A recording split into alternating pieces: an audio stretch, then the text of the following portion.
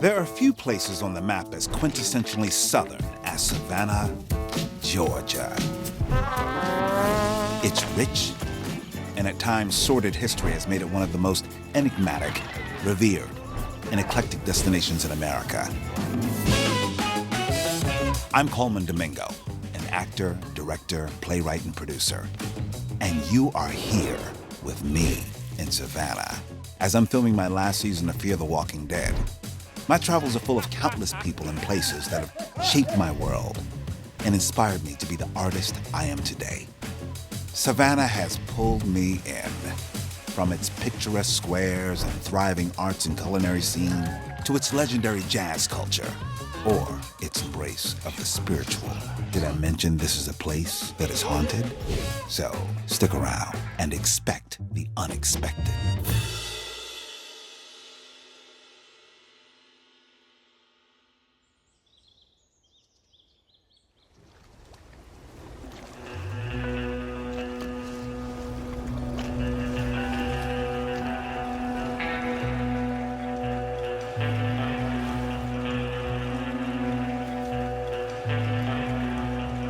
As an African-American man, I have, let's just say, mixed feelings about the South.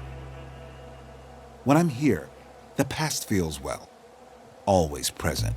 I actually have family roots in Georgia, through my mother's side.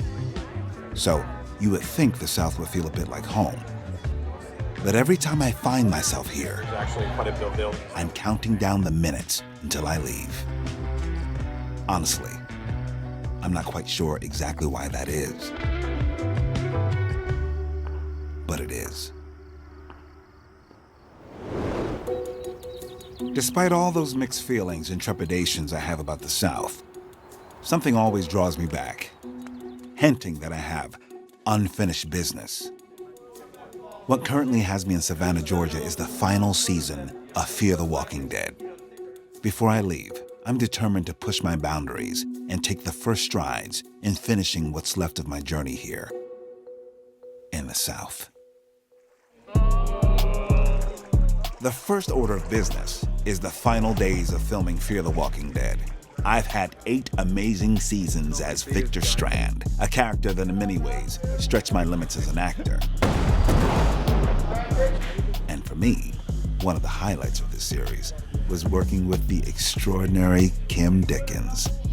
Kim and I met at my place to celebrate the end of an era. We are wrapping this baby up. Yeah. Season 8. 8 seasons of Fear the Walking Dead. Yeah, cheers. Cheers to you.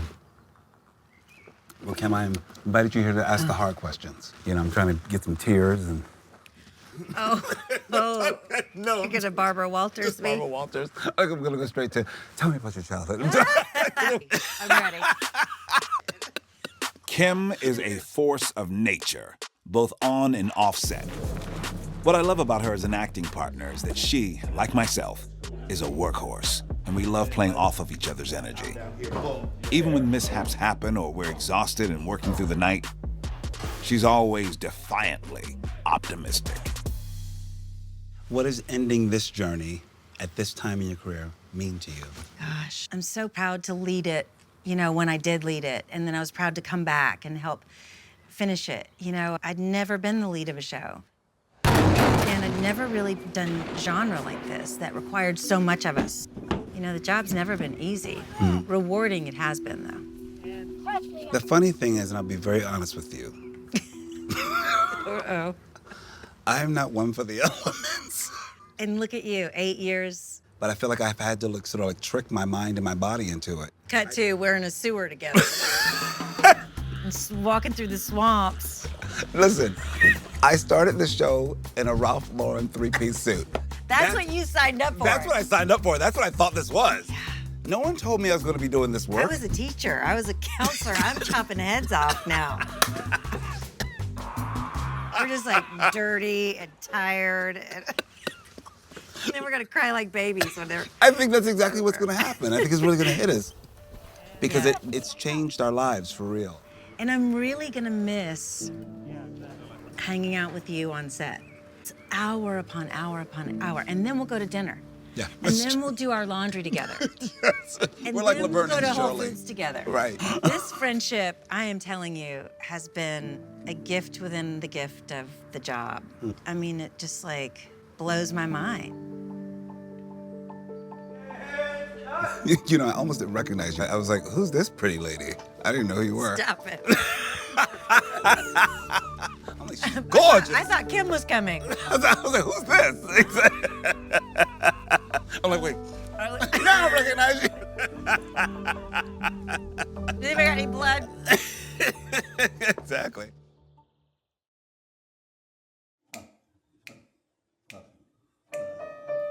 Music has always been a huge part of my life. And no matter where my work takes me, I try to find time to take in the local music scene. Though Savannah has always been in the shadow of New Orleans, it has long been home to countless jazz legends. Teddy Adams is a musician and composer who has always gone all in on the things he loves. As a teen, he attended the first Black jazz school music program here in Savannah and went on to co-found the Savannah Jazz Orchestra. Huxley Scott is a trailblazer, always pushing the boundaries on what's considered traditional approaches to jazz vocals and lyrics. Her eyes illuminate me. And what are you guys going to sing for us today? I'm not a lyricist, so I asked her to lyricize this song for me. It's one of the first songs that I ever wrote. When my daughter was born, I'm peering through the window, and the nurse is in the room with the babies. And out of the 11 babies, there's one black or one brown baby. But to be sure, she's going from baby to baby checking the name tags. So I tapped on the window, said, better be that one. I pointed to the brown baby. So she went over, sure enough, she picked up and brought her to the window. And the first thing I noticed was her eyes. Oh. She was all eyes, real big, beautiful eyes.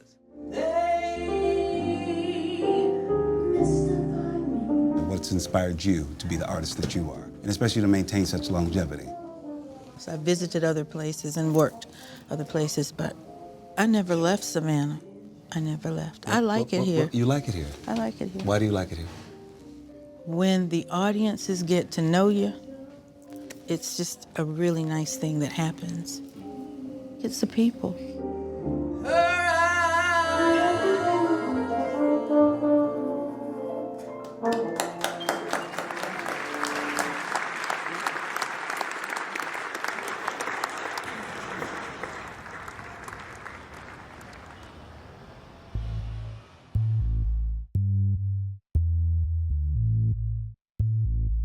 From the time I've spent here, I have come to agree with Huxley. What makes this town is the people. It's a friendly, welcoming place. But don't get it twisted. Dare to dig deeper and they will share exactly what's on their minds.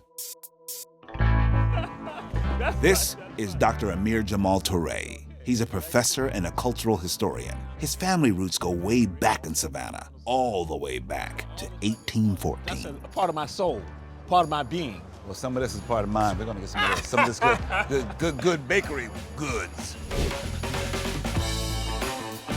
This is yours. Exactly. Let's break some of this.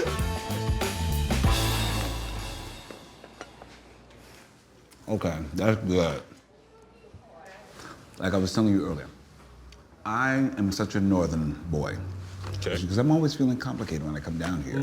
Because I feel like I don't know the whole story, because I think sometimes the story is not or amplified in a way. Like you go to squares and there's no markers of things that have happened here. And nobody thinks about that. Like people say, it's such a beautiful city, beautiful city. And I go deeper, I'm like, well, you know who made it, right? We did. Our people made it. That's right. From the 1700s up until the early 2000s, pretty much it's African men and African women. So from River Street to Oglethorpe Avenue, from MLK to East Broad, which was the boundaries of the colony in Georgia, you got Africans playing the role of the God to helping to lay out the streets and the squares. We did that. Yeah. Let me tell you, the one thing that I think about Savannah is that it's a beautiful city, yet it's also haunting. I stroll through these squares every night. I go for a walk. People are very friendly. and very warm. Yeah, there's a sense of melancholy, because I also know what has happened to a lot of our people, especially when it comes to lynchings in America, and look at these trees. The way the light goes through them, I feel like they tell a story. That's right. And I let folks always understand this. If you have an understanding of your history, if you have an understanding of your culture, we can tell the story of everyone. So that's what this is about.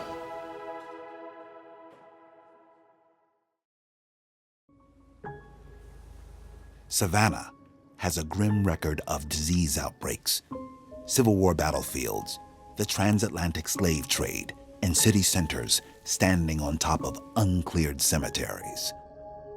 Listen, spending time with zombies in this city is well suited. It makes sense that when you're here, you're bound to have a run-in with the paranormal. Ghost tours are a booming business here. But these tours often take visitors to homes where enslaved people died at the hands of enslavers, exploiting the very real suffering that took place in the antebellum South. I opted for a seance instead. We are gathered here today With Brian and Jen Byers, who I've been told are highly respected mediums.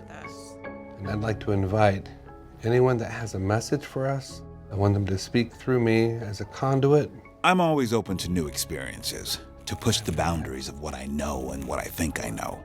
So I came to the seance with an open heart and an open mind to see if the spirits could provide some insight into what unfinished business I might still have here in the South. We have a female to your left, Colman. This is someone you know. Is she a grandmother? Is she an aunt? Trying to get her to give me some information. We're gonna do automatic writing. This is just, I'm just gonna move the pencil back and forth. I'm gonna see if she can do this. There we go, there we go. That was great. It's cursive, she's doing cursive. I can see it. I can see the letters. It's my mom. That's the only way she wrote. Cursive. I saw the D and the I and the E as you were writing it. She wrote Edie. Yeah. I just felt her presence. Edie, what a great name. She visits you, by the way. There's a certain spot. There's books. Your peaceful place, like a Zen place. Are you a writer also? I am. Yeah. She's in my office. I have a picture of Yeah. her with right by my books, where I sit most of the time. She pays attention to what you're doing. And she says you're happy. And she says you did it. She keeps saying, I'm proud, I'm proud. You did it, you did it. It's about the heart, it's about love, man. She loves you, you know that. Whether or not you're a believer in ghosts and hauntings or mediums with messages from the spirit realm, all I can say is that I felt my mother at that moment. I can't explain it, nor do I feel the need to. My last stop in Savannah, Georgia, will finally reveal how my own past and my present moment are inextricably linked.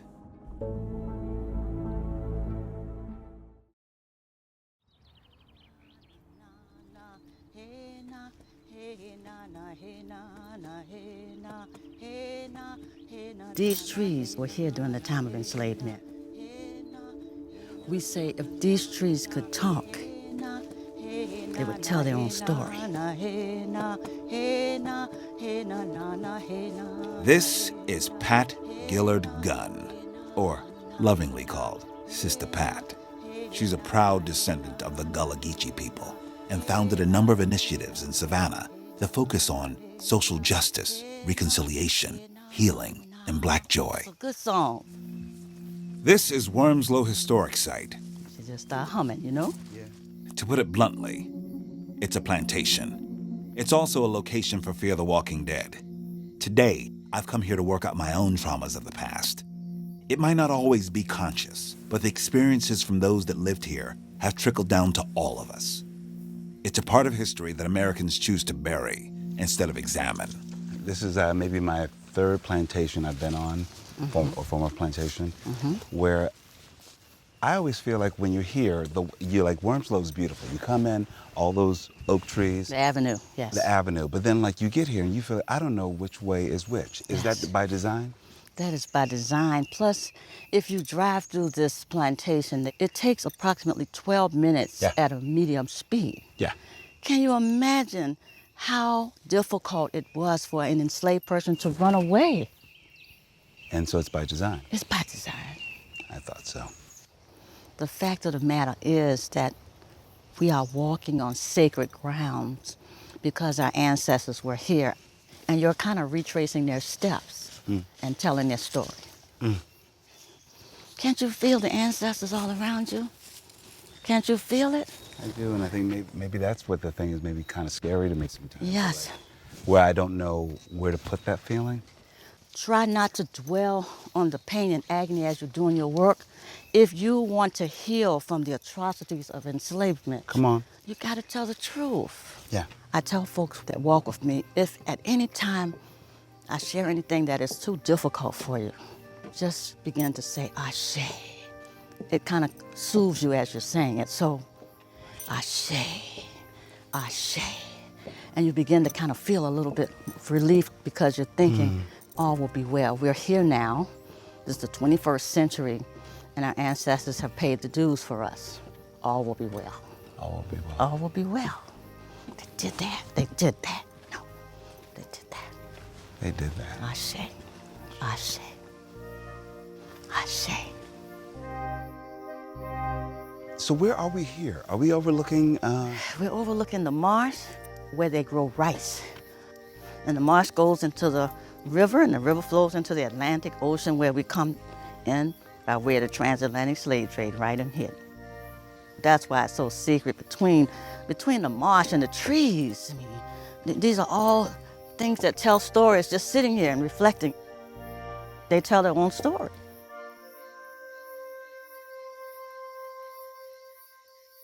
I have been in the state of Georgia for mostly a year shooting. I shot The Color Purple. I shot Fear the Walking Dead here. Yes.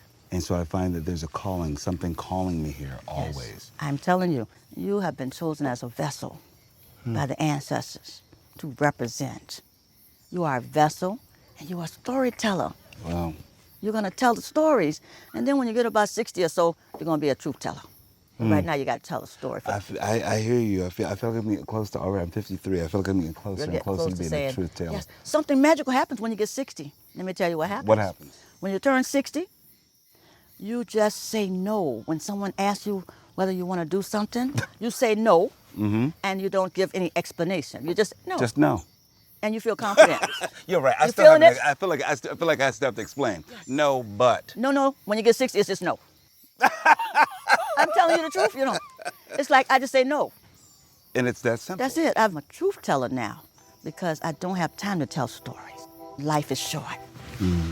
My honor. Thank you so much. Ashe. When I was a kid, I used to be embarrassed that the lineage on my mother's side came from enslaved people.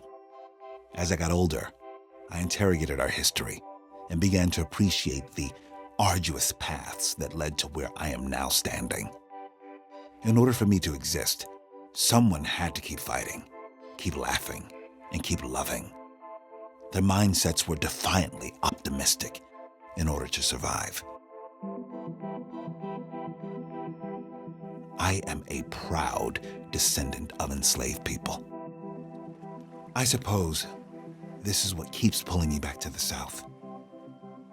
Now, this time, when I hop on that plane, I am taking the richness of my entire past, its soil, its spirits, and its people with me.